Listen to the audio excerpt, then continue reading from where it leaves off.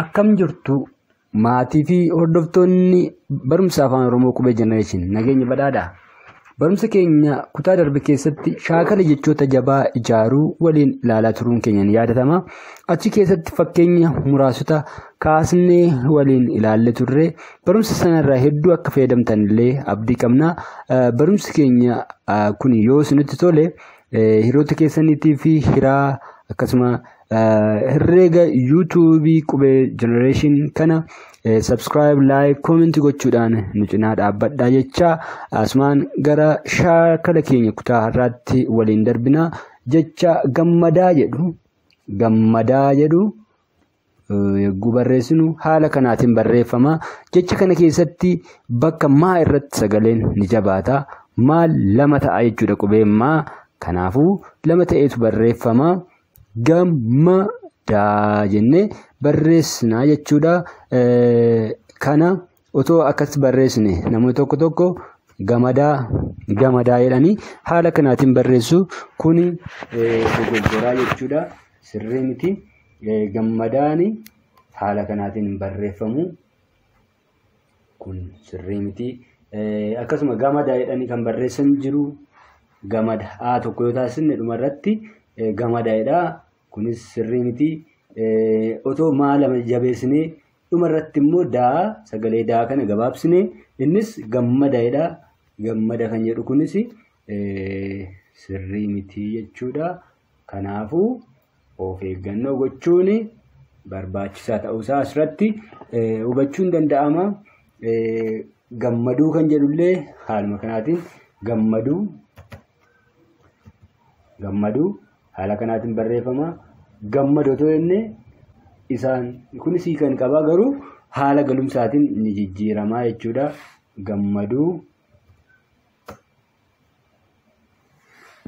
jecha biraa gaammee jennee gaammee jechuun ijoollee jechuudha yookaan sagantaa ijoollee akka jedhamuuti.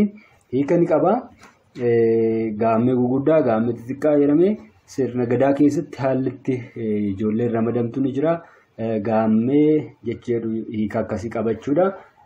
Kanatoo akkas goone gaameetoo goone hiika hin qabu afaan Oromoo keessatti. Gameetoo goonee gamee kun gamee jedha. Gaammee kan jedhu barreessuu barbaade kan gamee jedhee barreessutu jira jechuudha. Gameetoo akkasatoo ta'ee game. Afaan Ingiliffaatoo dubbisnee geem jechuudha kuni. Kanaaf waan hiika hin qabne yookaan immoo afaan biraa keessatti kan qabu ta'achuu danda'a. Kuni geeminnaa jennu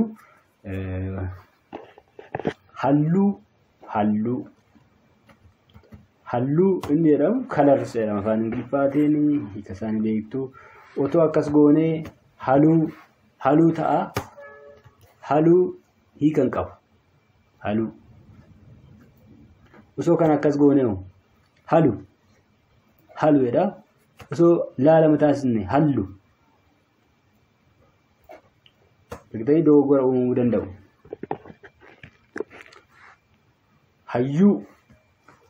Hayyuu kan jedhamu haala kanaatiin barreeffama. Hayyuu bakka yuu kanarratti hin jabaatti sagaleeni.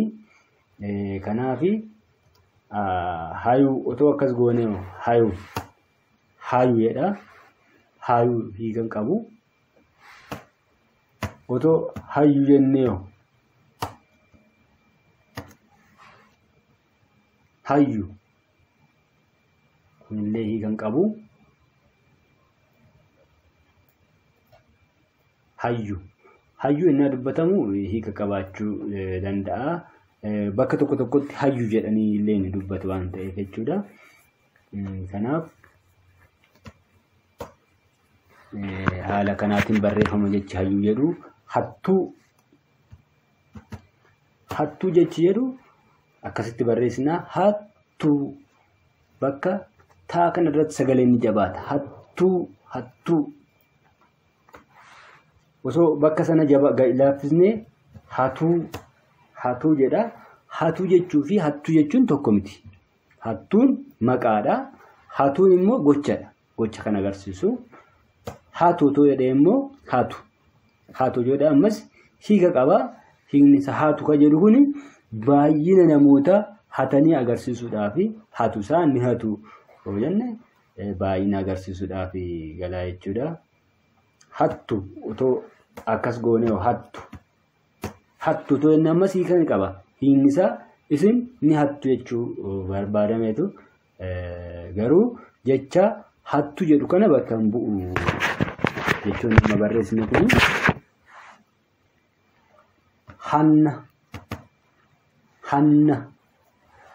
hanna kan jedhu naan ni jabaatti iddoo kanarratti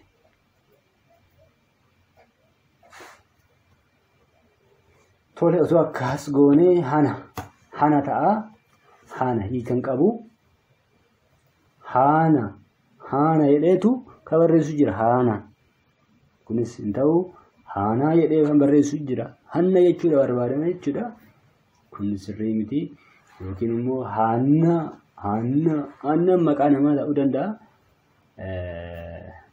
isaan kun hanna kan jedhu akkatti barreeffama hollachuu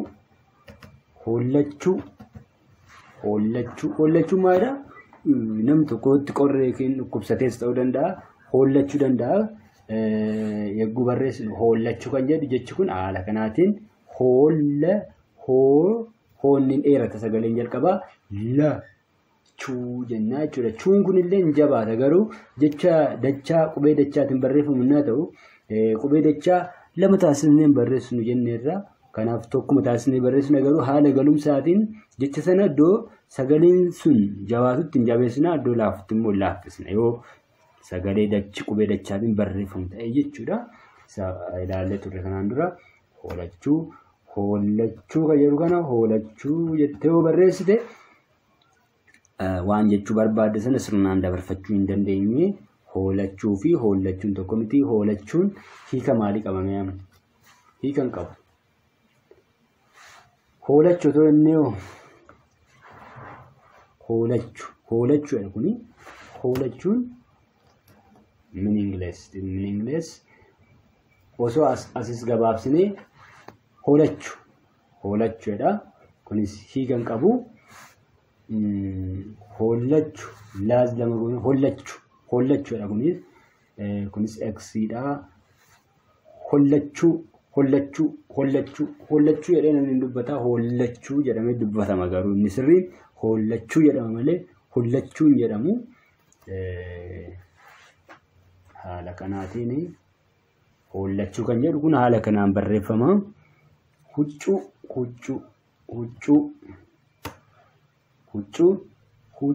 naannu huunni gabaabbatti cuun jabaatteetu dheeratti huccuu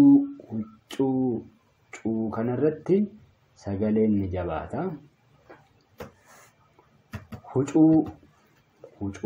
huccuu maalidha kasaan beeknu huccuu jennee hin ta'u kunis huccuu ta'ee hiikan qabu yookiin jecha dabarsuu barbaanne sana waan dabarsuu miti huccuu jennee huccuu jedhee namni dubbatu jiraachuu danda'a garuu huccuu jedhameetu kan barreeffamu huccuudha.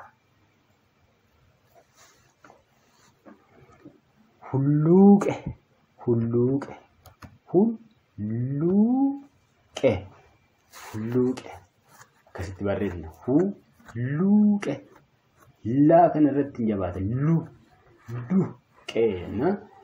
luuqee isin barreessina kanaafuu jecha hulluuqeeru kana huluqee jettoo barreessite huluqee maalii hiikan qabu hulluqee to jennee hulluqee kunis hiikan qabu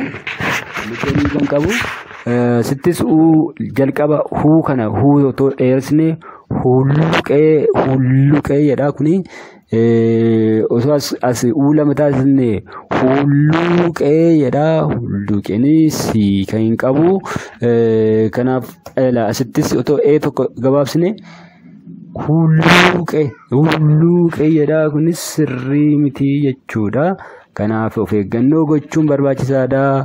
Hulluqee akkuma barbaade barreessa namni amma yeroo ammaa kana barreessuu nan danda'a jedheedhuma waan yaaduuf akkuma barbaade akkuma isatti dhufetti barreessaa sun dogoggoradha jechuudha. Dogoggora uumaa oolla. Of eeggannoo gochuun kanaaf barbaachisaa. Barachuullee barbaachisaadha. Huummoo jechuudha kuni haala kanaatiin barreeffama. Kana osoo huumoo jedhee barreesse nam tokko huumoo jedhee barreesse hiika maalii qabaata? Hiika tokkoyyuu hin qabu jechuudha. Huumoon maalidha? Huummoo otoo inni huummoonis hiika hin qabu. Huummoo jedhama malee akka kanaatti huun jalqabaan dheerata. Achiin maan jabaatteet hin dheeratti huummoo jennee barreessina malee huummoon jennu yookaan immoo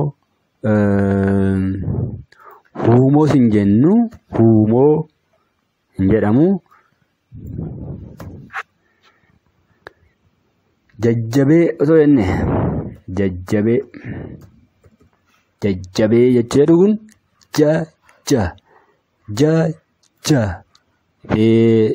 amma iddoo kanatti jabaateera. Jajjabee. Tole jecha kana osoo akkas barreessine jajabee kan barreessu jira. Jajabee maal jechuudha jajabeen? Namni hiikasaa beeku jira? Afaan Oromoo keessatti hiika hin qabu. Wayiin iddoo kana kan jabeessu jira. Jajabbeen maalidha? Hiika kana hin qabaatu. Hiika illee hin qaba yoo jettan. Hiika kana hin qabaatu. Garuu jechi kun jecha afaan Oromoo keessatti hiika qabu miti. Haa ta'u malee hiika illee ni qaba yoo jettan. Hiika inni kun qabu waan kennu miti jechuudha inni kuni. Jajabee jedhee kan barreessu jira. Jajjabee jechuu barbaade isa kana. Jajjabee jechuu barbaade jajjabee jedhee kan barreessu jira. Yookiin immoo jajjabee fi jajjabeen kun tokko miti inni isaa. Osoo jajjaabee jennee jajjaabee asittis taasisnu jajjaabee otoo jennee argitanii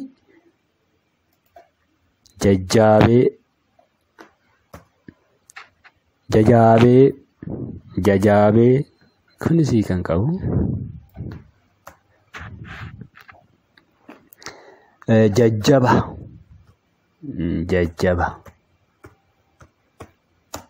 Jajjaba kan jedhu kun haala kanaan barreeffama. Jajjaba jettanii yoo barreessitan akkasitti jajjaba jettanii yoo barreessitan kuni hiikaa sin jechuu barbaadan waan bakka bu'utti jajaba maalidha? I don't know. Hiika isaa hin beeku ani. Tole jalluu beektu? Jalluun innaa barreeffamu bakka luun kun sagaleen jabaatti. Jalluu waan dabaa jechuudha. Jaluu jettee barreessite hiika hin qabu jechuudha. Ilaali. Jaalluu otoo jettee jaalluun kun hiika qabaa? Hin qabu hiika. Otoo laa tokko taasistee jaaluu taatee jaaluu. Kunis hiika hin qabu. Akkas osoo ta'e jaalu jedha. Sunis hiika hin qabu jechuudha. Jaallee jennee barreessuu dandeenya. Rakkoo hin qabu. So jaallee kan jechuu barbaanne kan ammoo deebisnee jaalee to'annee jaalee hiika qabaa? Hiika jaallee qaba? Maybe tarii qabaachuu danda'a. Garuu haala itti barreeffamu haaluma itti dubbannuun jabeessinee iddoo jabaatutti jabeessuun iddoo laafutti laaffisuun barreessuudha. Jaan kun jalqabaa kun hin gabaabbata. Laa kanarratti jabaattetti sagaleen achi immoo ni dheeratte. Jallaa jenna jechuudha. Otoo laaffisne maal ta'a? Jalaa jalaa fi jallan tokko hiika tokkoon qabaatu. Kun galumsa keessatti jalaa kan jedhu kun irraa jalaa innaan fakkeenyaaf itti fayyadamuu dandeenya. Jalaa kan jedhu kun garuu kophaa dhaabbatee akka jechaatti hiikan qabu. Yagguu hima keessa galuu hiika ni qabaata. Jalaa kan jedhu kun garuu hiikni isaa hiika jallaa jedhu waan qabu miti. Kanaaf sirrii miti. Jaalaa too jenneen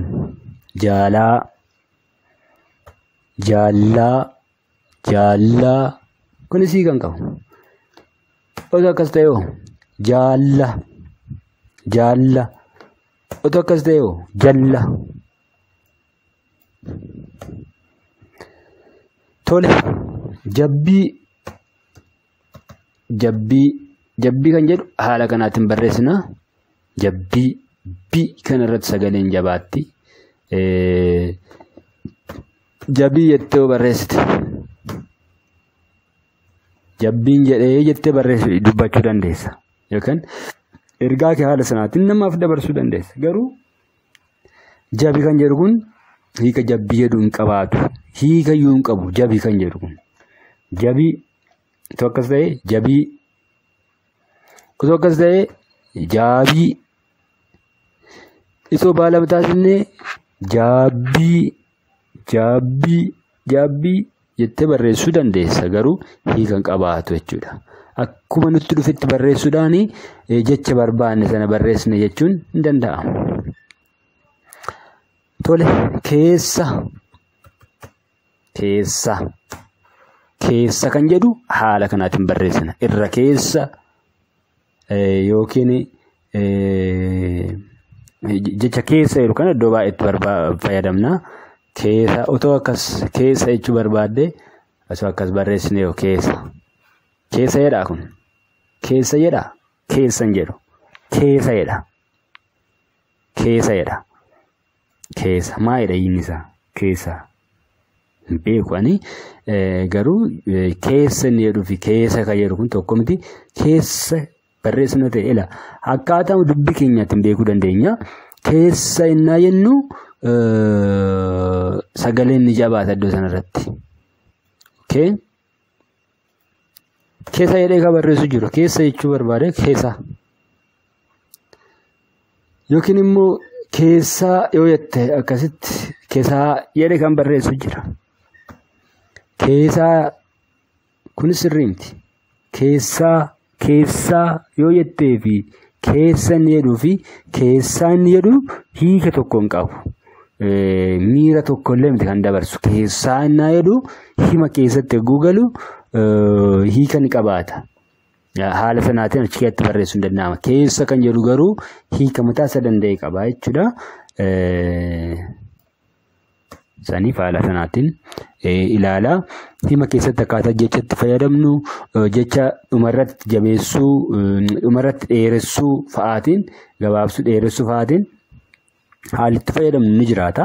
Garuu kophaa dhaabbatee akka jechaatti innaa barreeffamu jechi tokko iddootti gabaabbatu haala itti laafnaam kan hundumaa ni qaba. Kanaaf of eeggannoo godhuun nu barbaachisaa. Keeyyata yaa kan irratti sagaleen jabaattetti keeyyata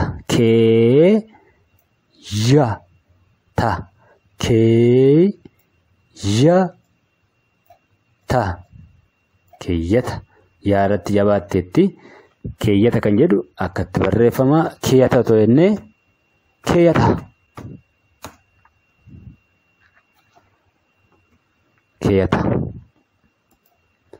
hiika qaba. Keeyyata hiika qaba hin qabu. As akkasoo gootoo keeyyata hiika qaba. Otoo taa lama sitti taasisnee keeyatta.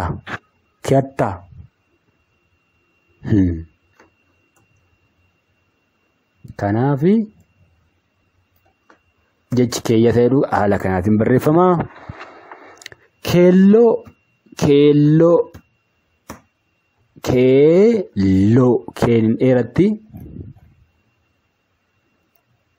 keenin dheeratti loon immoo hin jabaatti. Loon hin jabaatti keelloo. Osoo nan laaffisannee keeloo ta'a.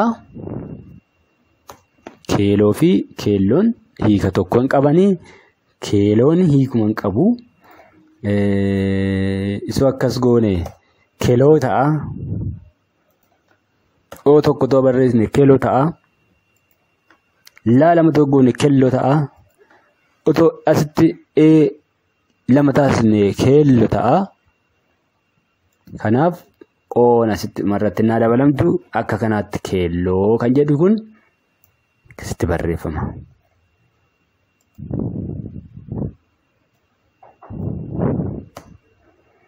Tole. Lallaafaa. Lallaafaa jechuun waanii nama hin quqquuqne eeguu qaqqabatamu kan miira nama quqquuquu hin qabaanne lallaafaa jechuun akkasii. Eeguu barreessinu akkatti barreessina. Tole lalafaa otoo lalafaa jedhee ka barreessaa oolu jira bee dogoggora hedduu argaa ooluu fi irraa of eeggadhaa. Akkaataa jechi sun itti dubbatamuun barreessuu yaala. Salphaadha shaakaluudha. Kitaabota immoo dubbisuudha. Aktiin jechoonni akkamitti akka barreeffaman achi keessatti bartu. Lalafaa hiikan qabu. Amma lalafaa osoo isiniin jedhee isinii dubbisee hiika dogoggoraa akka ta'e yookiin immoo hiika akka hin qabaanne ni beektu. Garuu yogguu barreessitan haala kanaatti waan barreessitaniifin asirratti kaasee dogoggoroota jiran. Dogoggoroota namoonni hedduun uumaa oolan fakkeenya barreessaa jira. Lalafaayedha kun immoo lalafaayedha.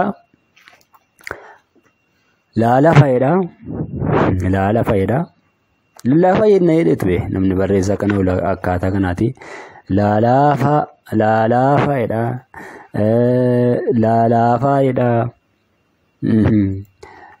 Asii laatota asii lallaafaa jedha.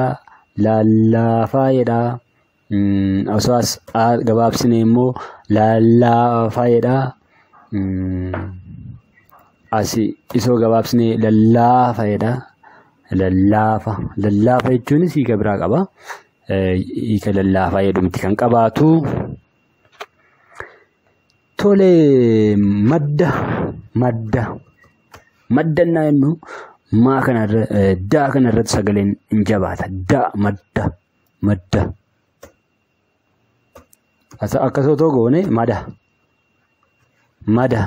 jechuun maal jechuudha? Hiika madda jedhu qabaa? Akkas oo barreessinu haala motaan maadaa maddan jedhee barreessa jedhee namoonni madda kan jedhu kana barreessuu wallaalanii maadaa jedhanii barreessantu jira yookiin maada jedhu yookiin immoo mada jedhu akka kanaatiin jechi madda jedhu garuu haala kanaatiin barreeffama. Maallaqa ka jedhu kun akkatti barreeffama. Maan dheeratteetti laan jabaatte qaan immoo laaftee gabaabbattee maallaqa jedhe ka barreessu jira. Yoo maallaqa jette jechuu miti. Kana beekuun barbaachisaadha. Maallaqa jechuun jecha biraa jecha afaan Oromoo keessa hin jirre jecha ati qofti beektu ta'a jechuudha. Garuu keessa beekannoo namoonni hubachuu yaalu. Dogoggoraan barreessuma barreessite sana hubachuu yaalu. Jechi kun garuu jecha afaan Oromoo miti yookaan dogoggora guddaa hojjetteetta. Sunni jecha barreeffamuu dubbachuu barbaadu dabarfachuu barbaadu sun otoo hin dabarfatiin haaftee malaqaadha. Kun immoo malaqaanis hiikan qabu. Malaqaa kan jedhus jira. Bakka itti jabaatullee bakka itti laafullee otoo hin qoriin waan barreessaniif namoonni dogoggora hedduu raawwataa oolu.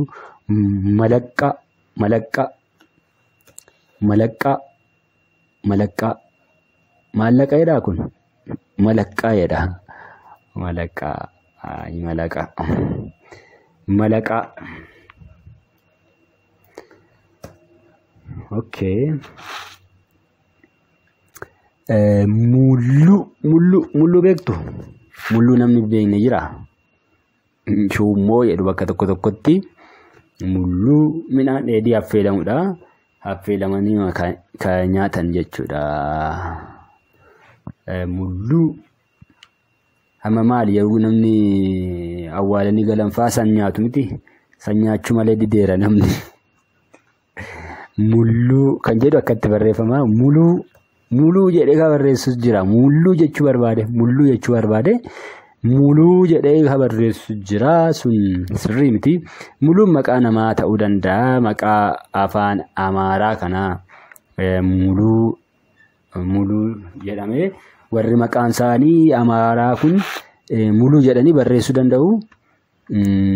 Tolee muluu jedhees kan barreessu jira. Muluu jechuu barbaade ta'eera. Muluu yookaan immoo muluu jedhee kan barreessu jira. Kun hundi isaanii sirrii miti jechuudha. Muluu jedhii muluu jedhii muluu kun sirrii miti. Muluu sirrii miti. Muluu sirrii miti. Muluu kan jedhu kana hin ibsu. Muluu haala kanatti barreeffamu. Saniif suni dogoggoraadha. Muummicha namni baay'ee muummicha ni beeka miti. Muummicha jechuun maal akka ta'e? Muummicha jechuun isa biyya bulchuu nama hoogganu sana qofaa miti. Hoogganaa jechuudha. Muummicha jechaan isa olaanaa jechuudha malee muummicha inni jedhamu yeroo baay'ee muummicha ministeeraatti kan yaadni isaa jedhamu. Jecha saniin dhagaa waan ooluuf muummicha jechuun garuu hangafa yookaan immoo waan olaanaa dursaa akka jechuuti. Hiika akkasii qaba. Muummicha mi kan jedhu kun jabaata. Muummicha chaan kun illee jabaata. Garuu qubee dachaa waan ta'eef isa maal goona keessa beekannoon bakka sana hin jabeessina. Yagguu barreeffamu garuu birsagaa barannee turre. Birsaga keessatti akkaataan itti jabaatu jira. Isaan kutaa kana keessatti ilaallu barreeffamu achi keessatti ni argattu. Barumsa birsagaa waa'ee kutaa sana irratti keessatti barannee turre. Kutaa darbe keessatti qubee jenereeshin jala galtanii yoo ilaaltan ni argattu waa'ee birsagoota afaan Oromoo. Tole muumicha wette maal ta'a?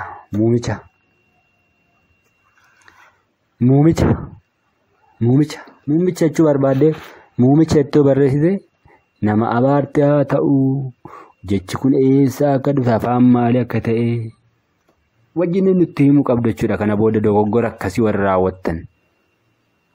Okay, of eeggannoo godhaa.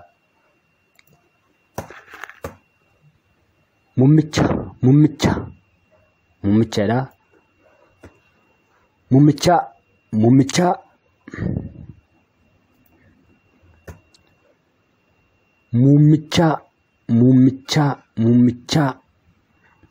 Muummichaan hiika qabaachuu danda'a. Muummichaa kan jedhu kun garuu haala galumsa keessatti naannoo beektu. Saayinsii naannoo warri barattan achi keessatti barreeffama kana hin dagattan. Warri saayinsii naannoo barattanii naannoo naan dheerata. Sagaleen jalqabaa noon immoo hin jabaate dheerata. Nanoo yoo jettee barreessite haala kanaatiin nanoo jettee barreessite naannoo jettee barreessite jechuudha. Akkasitti kan barreessitan of eeggannoo godhaa. Nanoo kun nanoo jedhaa sirrii miti. Naannoo jedhaa naannoo akkasoo goone immoo naannoo.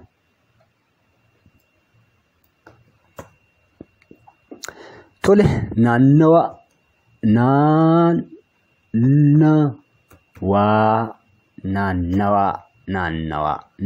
jalqabaan dheerataa. Naanni kun immoo hin jabaata. Naannawaa naanawaa jettee barreessuu dandeessa. Naanawaa garuu sirrii miti. Naannawaa akkasuma ta'e nannawaa jedha. Asii barreessite nannawaa jedha. Naasii barreessite nanawaa jedha. Qubeen tokko jijjiirama hedduu akka fiddu hubachaa akka deemtan akka bartan sinirraa barbaada. Ollaa namni hin beekne jira. Jecha ollaa yeroo kana namni hin beekne jira. Afaan Oromoo keessa namni afaan Oromoo seeraan beeku ollaa kan jedhu kanan beekaa. Garuu naa barreessu olaa jedheefaa barreessa. Olaan maa jedhame? Olaa dhagayeellee hin beeku. Inni kun kan qabu garuu ollaa jechuu barbaade olaa yookaan immoo ollaa jedhee barreessa. Ollaa jedhee barreessa yookaan immoo olaa jedhee barreessa. Hundisaayyuu sirrii miti jechuudha. Isaan kun obbo beektu. Obbo eenyu jennu? Obbo Mister Seedhan Atoo jedhu warra afaan Amaaraa immoo obbo jechuun sanadha. Obboleessoo akka jechuu ta'a. Obbo achirraa dhufa garuu obbo jedhee kan barreessu jira. Obbo jedhee barreessuu barbaade obbo yookaan immoo obbo jedhee barreessa. Obboon barreessa jechuu isaati gaa. Sun dogoggora guddaadha. Obbo yoo jennes akkasitti obbo. Iddoo tokko tokkotti afaan Oromoo keessatti luuga tokko tokkotti iddoo naannoodhaa garaagara ta'a. Obbo jedhamee yeroo dubbatamu hin jira. Yogguu barreessinu garuu waaltawaa taasisuu qabna. Obboon obboodhuma jechi kuni haala sanaan barreeffama. Oboo kun immoo oboo jedha. Jecha biraa ilaallu qarruu beektu. Warra aannan kuusantu beeka qarruu kana. Qarruu warra aannan kuusaniif dhiifnaa hiikasaa. Dubartoonni Oromoo hedduun ni beeku qarruun maal jechuu akka ta'e. Qaruu jedhee kan barreessu jira gaa. Qarruu jedheen barreessadee qaruu maalidha? Hiika biraa qaba. Hiikni isaa qaruun qaratti baasuudha. Gocha agarsiisallee gocha qaratti baasuudhaaf godhamu sun qaruu jedhama. Qaru jechuunis hiika qaba. Garuu hiika qarruu jedhu sana miti kan qabu. Qarruu yoo ta'u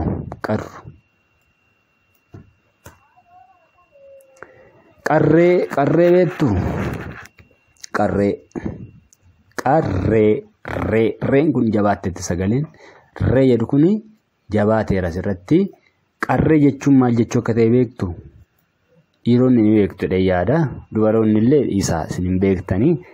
Tole qaree jedhee kan barreessu jira. Qaree jedhee kan barreessu jira. Qarree jechuu barbaadeetu. Isa kana jechuu barbaadeetu qaree jedhee barreessa. Waan hiika hin qabne. Qaree jedhee barreessa. Yookiin immoo qarree jedhee barreessa akka kanatti qarre. Qarree jechuun hiika biraa qabaa. Qarre nuti waa qaratti baasne jechuudha qarree jechuun. Malee hiika qarree jedhuun qabaatu. Qarreen maqaadha. Kun immoo gocha kan agarsiisu verbisa jedhamu. Qubeen tokkittiin hiika haga kana jijjiiruu dandeessi. Maqaa keessaa fuutee gara verbi keessa geessuu dandeessi. Yookiin immoo gocha isa jedhamu jechuudha. Yookiin immoo jechi sun tootaalii waan hiika hin qabne ta'uu danda'a. Yookiin hiika jijjiirrachuu danda'a. Saniifi seeraan akkaataa jechi sun itti dubbatamuun barreessuu danda'uun barbaachisaadha. Kun immoo haala dheerinaaf gabaabbina sagalee baruu.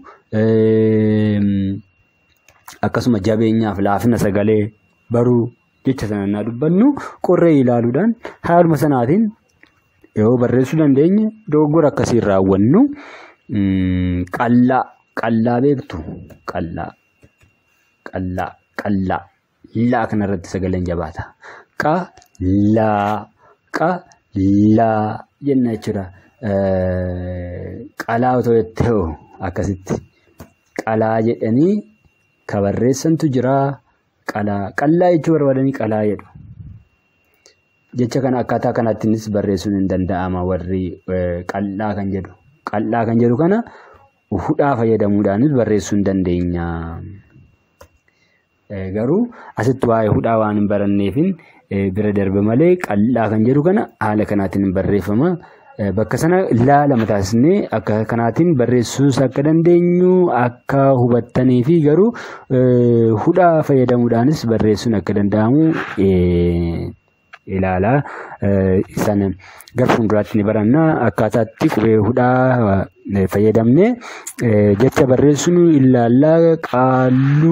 Qaalluu beektu qaallicha qaalluun haala kanaatiin barreeffama. Qaaluu jedhee ka barreessu jira. Qaaluun maalidha? Warri beektan jirtu hiikasaa. Qaaluun hiika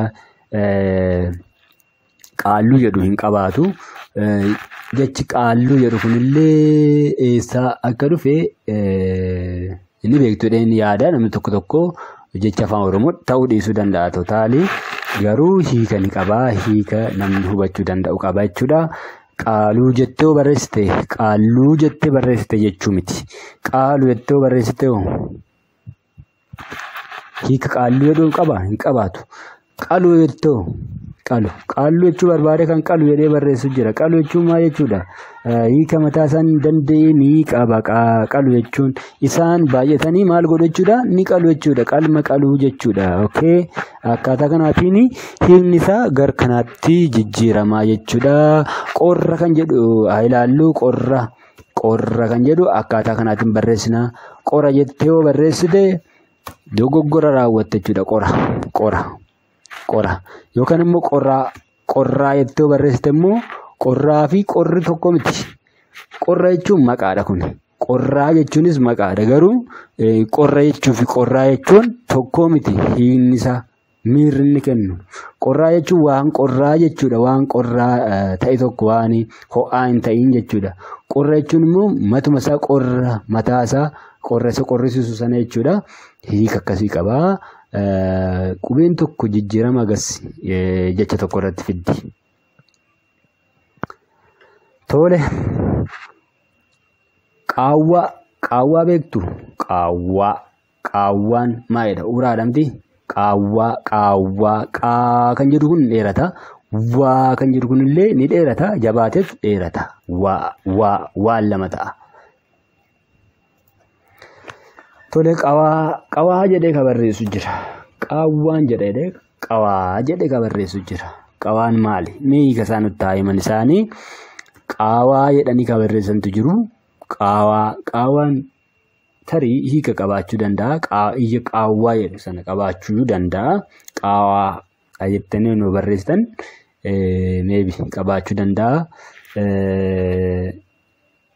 Qaawwa kan jedhu jira. Qaawwa kan jedhu kuni hiika qabaachuu danda'a. Kunis kanaaf asirra qawa yoo jennu qawa hiika qaawwaa jedhuun qabaatu.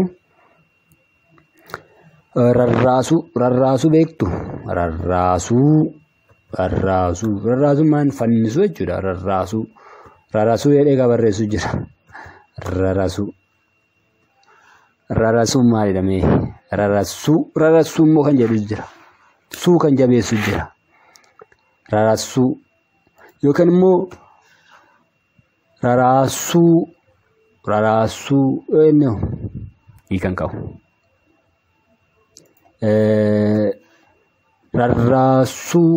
Rarraasuu hiika qaba? Hin qabu.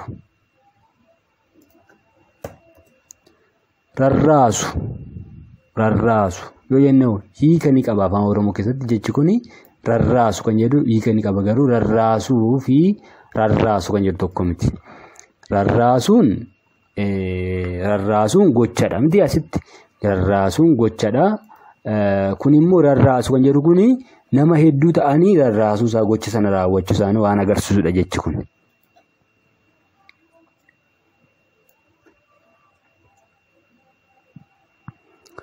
Roorroo beektu? Roorroo beektu? Roorroo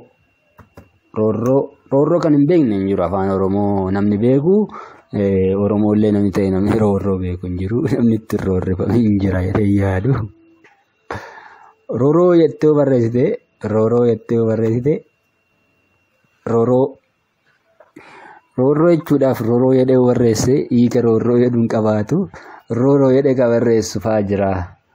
Roorroo fa'aa jettee barreessite hiika roorroo jedhu barreessite jechuu miti. Okay. Yookaan immoo roorroo inni akkatti barreessine kunis amma hiika roorroo jedhuun qabu. Roorroo jedhee kan barreessu jira.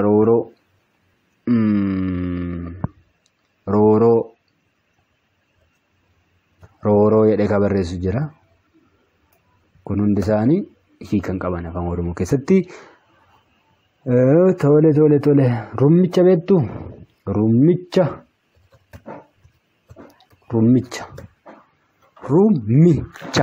Gaggabaabbata. Rummicha. Bakka mi kana irratti sagaleen ni jabaata.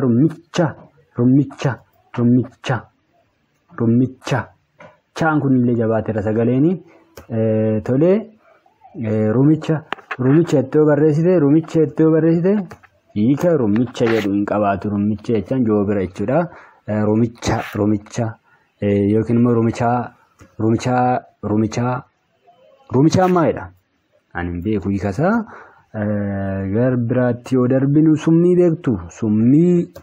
Summii akkatti barreeffama sagalee miin kun hin jabaata. Suun immoo laafeetu yookaan immoo gabaabbateetu. Miin inni itti aanu immoo sagaleen isaa jabaatee dheerataa jechuudha. Sumii yoo ta'e sumii fi summiin tokko miti. Inni isaanii sumii yookaan immoo suumii jedhee kan barreessus jira. Suumi kan jedhu jira. Suumi jedha kuni.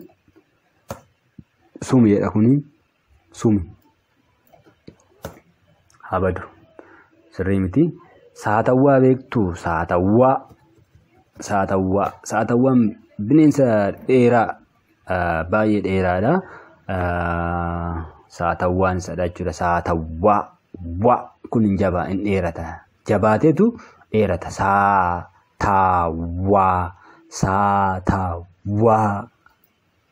Saatawwaa jettee barreessite akkatti. Saatawwaa jettee barreessite. Maal jechuu akka barbaade namni si hubatu.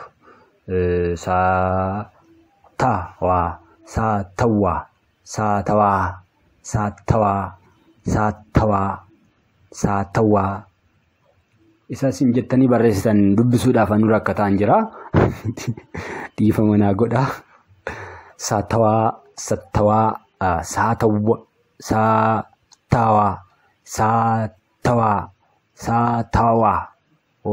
Nama rakkisa jechuudha. Yoo wallaalansa akkasuma nama rakkisa jechuudha. Tole. Isa namoonni dogoggora raawwatan anu dubbisuu dadhabaan jira.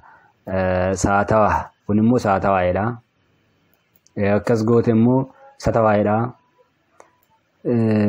Jechi saatawwaa jedhu kun dhugumattuu nama rakkisaa jechuudha. Garuu haala kanaatiin barreeffama jechuudha. Akka iddoo kanatti ilaalletti saatawwaa kan jedhu jechi kun haala kanaatiin barreeffama. Hiikni isaa beekamaadha. Sooressa beektu?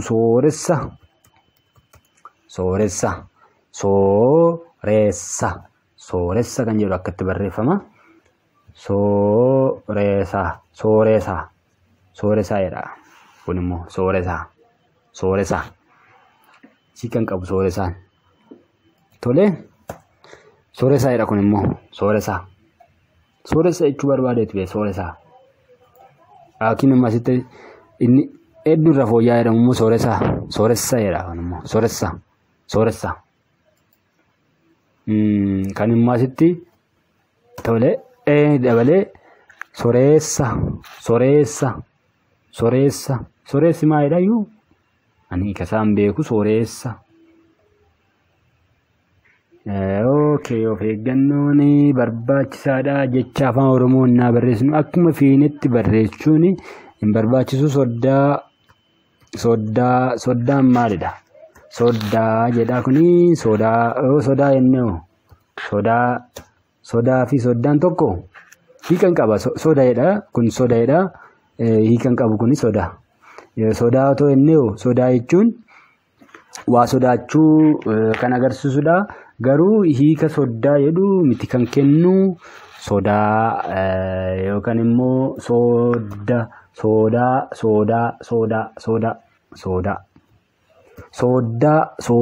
jedhamu immoo kanaaf hiika soddaa jedhu hin qabaatanii jechuudha. Surraa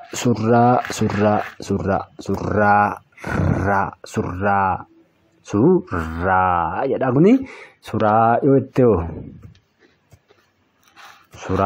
suuraa maalidha hiikesaa? Suuraa hiikan qabu. Kun immoo suuraadha. Kun immoo suuraadha. Suura jechuun maalini? Footoo jechuudha. Footoo isa jedhamu. Kan fakkii namaa ta'uu danda'a, fakkii uumama adda addaa ta'uu danda'a. Suuraa kan jedhamu isadha. Garuu hiika surraa jedhu hin qabaatu. Surraa jechuun simboo jechuudha. Simboo naatoo jedhama. Iddoo tokkotti namni naatoo jedhees ni barreessa. Naatoo jechuu fi surraa jechuun tokkuma. Simboo jechuunis hiika akkasii qabaata. Suura jechuun garuu fakkii jechuudha. Suura yoo jette garuu hiika hin qabu. Suraa yoo jettes hiika hin qabu. Suuraa yoo jettes suuraanis hiika fakkii jedhu sana qabaata. Tole akkasitti barreessinu. Ujummoo beektu? Ujummoo bishaanii beektu? Ujummoo jedhaa kuni jecha kana barreessuudhaaf ujummoo yoo jennee barreessine hiika ujummoo jedhu barreessine jechuu miti. Jecha ujummoo jedhu kana barreessine jechuu miti. Ujummoo jedha kana maaniin jabaata dheeratallee. Kun immoo ujummoo jedha hiikan qabu. Ujumoo jedhaatu akkas goone ujumoo yookiin immoo ujuumoo jedha. Kun immoo ujuumoo jedha. Maa lamatu taasisne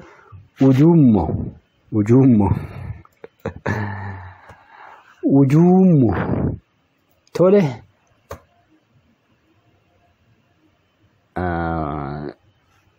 Maa sadi taasisne ijoollee? Maan sadiin ta'u sirmayyuu ka'a. Qubeen dubbifamaa sadii walitti aanee barreeffamuu hin danda'u. Qubeen dubbifamaa sadii walitti aanee barreeffamuu hin danda'u. Qubeen dubbachiistus sadii fi isaa ol. Qubeen dubbifamaa akkuma sadii fi lamaa fi isaa ol ta'ee lama ta'ee walitti aanuu danda'a. Qubeen dubbifamaas gosa adda addaas haa ta'u gosa tokko. Qubeen dubbachiiftus lama ta'ee walitti aanuu danda'a. Sanaa ol innis gosa tokkos haa ta'u gosa garaagaraa walitti aanee barreeffamuu hin danda'u jechuudha. Gosa adda addaa yoo ta'e qubeen dubbachiiftu qubee hudhaatu jidduu gala. Garuu lamaa ol gosa tokko ta'ee gosa garaagaraas ta'e walitti aanee galuu hin danda'u. Sun seeradha. Fuulduratti ni baranna. Jechi kuni ujummoo kan jedhu akkaataa kanaatiin barreeffamaa jechuudha. Hiikni isaa ujummoo kan jedhu akka iddoo kanatti barreessinetti barreessina. Kanaaf dogoggora akkasii raawwatina. Warri naannoo bishaan hojjettan ujummoo innaa barreessitan akkasitti barreessaa malee ujummoo jettanii barreessitanii uummata hin burjaajessina. Tumaamessa beektu? Tumaamessa. Warri re'oota fa'aa hoolota fa'aa gurgurtan immoo tumaamessa kan jedhu akkasitti barreeffadhaan naa barreessitan malee nama rakkisiina jechuudha. Tumaamessa. Iddoo kanatti tumaamessa jedhee kan barreessu jira. Tumaamessaan barreessadee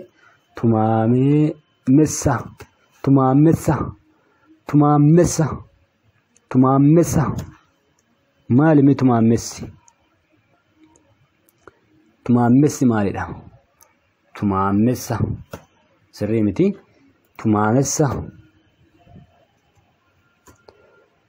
Tumaamessa kun immoo tumamessa tumamessa jedha tumamessa tumamessa tumamessa tumamessa maal jedhanis bika isaan beekan kanaaf warri tumamessa gurgurtan warri tumamessa barreessuu barbaadan akkaataa amma barreessine kanaatiin tumamessa jedhaati barreessa tumamessa iddoo sagaleen itti dheeratutti dheeressaa iddoo itti gabaabbatutti gabaabsaa iddoo jabaatutti jabeessaa barreessaa afaan oromoo sirnaan barreessuu danda'uun sabboonummaadha utaalloo beektu utaalloo utaalloo utaalloo utaalloo bakka utaalloo inni nu ajaja jechuudha hin gabaabbatti taa loon kun jabaatteetti nuun jedha utaaloo kan jedhu barreesse utaaloo jedhee barreessu jira utaaloo maalidha utaaloo nisii kan qabu akkas ka barreessu jira utalloo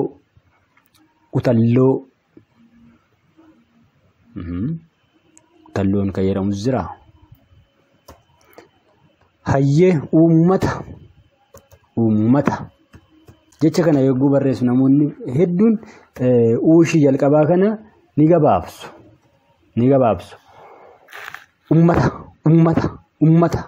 ummata jedhu ummata jennee barreessina akkatti ummata jennamoo ummata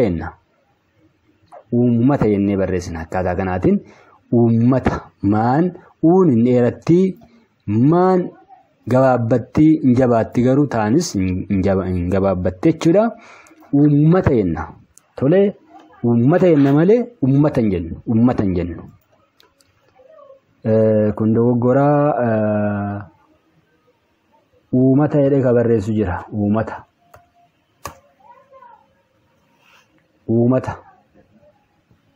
uummataan sirrii miti dogoggoraa jechuudha uummata tole jecha biraatti darbinuu veelloo ka jedhu fa'aa fakkeenyaaf jecha ergifanneedha kuni nurra laalinaagaa jecha kana ergifanneetu kan itti fayyadamaa jirru veelloo jecha veelloo jedhu innaa barreessinu akkasitti barreessina veelloo akkuma dubbatnutti barreessina jechi kun garuu kan afaan oromoo keessa jiru miti ergisaadha isaanumatti fayyadamna nuti si waan ta'eef veelloo innaa barreessinu veelloo jennee barreessina laan kun jabaatee dheerata veen illee ni dheerata jechuudha sagaleen ni jalqaba veeloo jedhee kan barreessu jira warri kireessan kun nu rakkisaa jiru veeloo jedhu yookaan veeloo jedhu dhimma keessan akka barbaadanitti barreeffadhaa isinillee veeloo jettanii veeloo jenna sababni isaa jechi kun jecha afaan oromoo waan ta'eef nuti isiniin komannu tole waddeessa beektu waddeessi gosa mukaa keessaa kan sireen irraa hojjetamu hedduu filatamaadha waddeessa mukaadha jechuudha gosa mukaati wadeessa jedhee ka barreessu jira wadeessa jedhee ka barreessu jira wadeessa jechuun maal jechuudha wadeessa hiikan qabu wadeessa jedha tokko moo wadeessa saa jabeesseera asitti daa jabeessuu muka dagatu jira daa immoo jabeessee waddessa jedhee ka barreessu jira waddessa warri dogoggora akkasii uumtanii jiraattan ofitti kolfaa jirtu jedhee yaadaa warri seeraan barreessitan immoo taankii galatoomaa isiniin jecha afaan oromoo sirnaan qubeessuu danda'uun sabboonummaadha tolee wadde asimmoo saa boballeetoo waddesa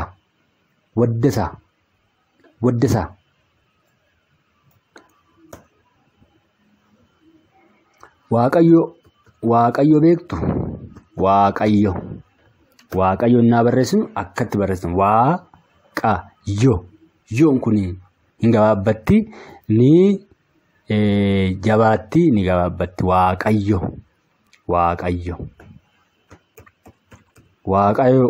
jedhee ka barreessu jira waaqayyo waaqayyo waaqayyo yookaan immoo waaqayyo waaqayyo waaqayyo waaqayyo qaa jabeessee immoo waaqayyo waaqayyo waaqayyo waaqayyo waaqayyo waaqayyo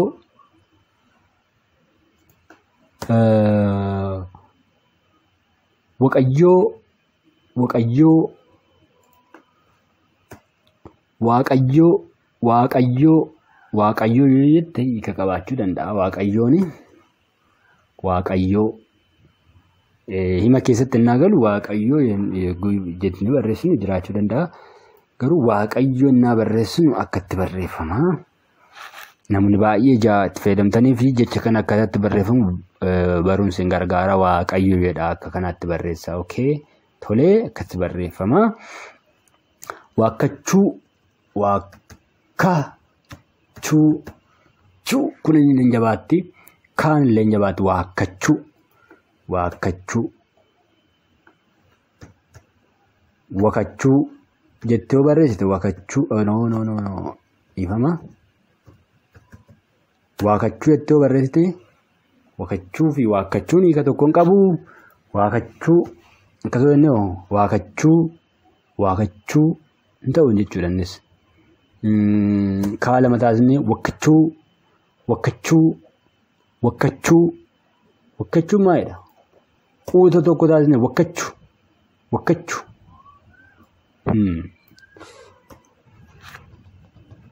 Xumuruu beektu?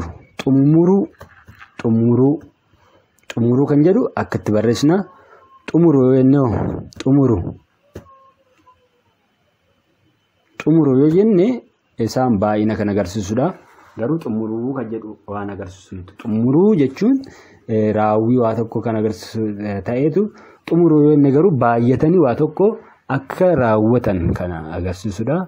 Hiika xumuruu jedhu hin qabaatu jechuudha. Xumuruu jechuu hin dandeenya asitti garuu hiikni isaa tokko miti, hiika barbaadamu miti kan qabu. Haa ta'u xuwwee beektu? Xuwwee beektu? Xuwween kun suphee irraa kan hojjetamudha. Xuwwee warri suphee daldalan ni beeku xuwwee maal akka taate. Warri hin beekne immoo arguu dandeessu. Tolee jecha biraa haa ilaallu. Xurree haa ilaallu. Xurree jechaan maalidha? Karaa jechuudha. Xurree jechaan karaa. Xurree yoo jennee barreessine xurreen maal ishiin hiikan qabdu. Xurree yoo ta'u jennees hiikan qabdu. Xurree hin jedhiina. Xurree jechuu barbaadan xurree jedhaa barreessa akkatti. Xurree jechuun hiika hin qabu yookaan immoo hiika biraa qabaata yookaan afaan biraa ta'a. Xuuxxoo beektu? Xuuxxoo daa'imoota beeka kana isin hin beektan warra barachuu jalqabdanii. Xuuxxoo jechuun akkatti barreeffama. Xuuxoo jedhee kan barreessuufaa jira. Xuuxoo kan jedhee barreessu jira. Xuuxxoo yookaan immoo xuuxoo jedhee kan barreessu jira.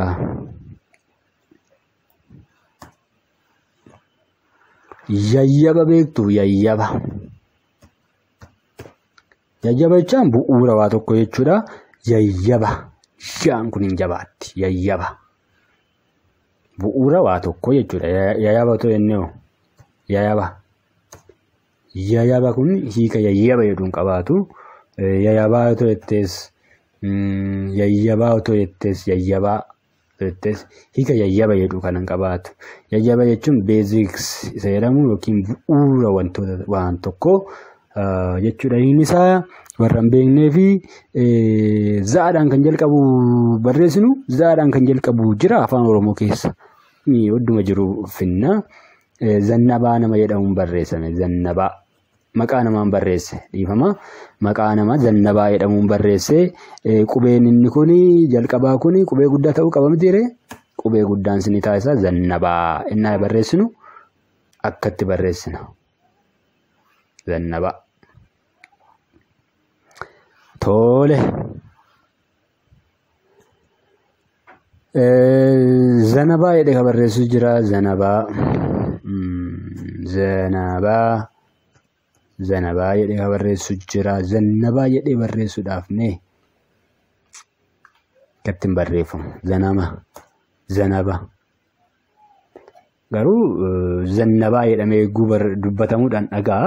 Zannabaa maaliifi hiika qaba afaan Amaaraa keessatti hiika roobaa jedhamu kana qaba. Kanaafi kan namaa sennuu barreessinu hiika waan jecha isaanii keessa illee hin jirre barreessina jechuudha yoo seeraan barreessuun beekne. Kanaafi haala kanaatiin of eeggannoon barreessaa jecha barumsa keenya shaakala jechoota jabaa ijaaruu asuma irratti kan goolabnu ta'a. Barumsa keenya birootiin haga wal arginutti nagaan turaa.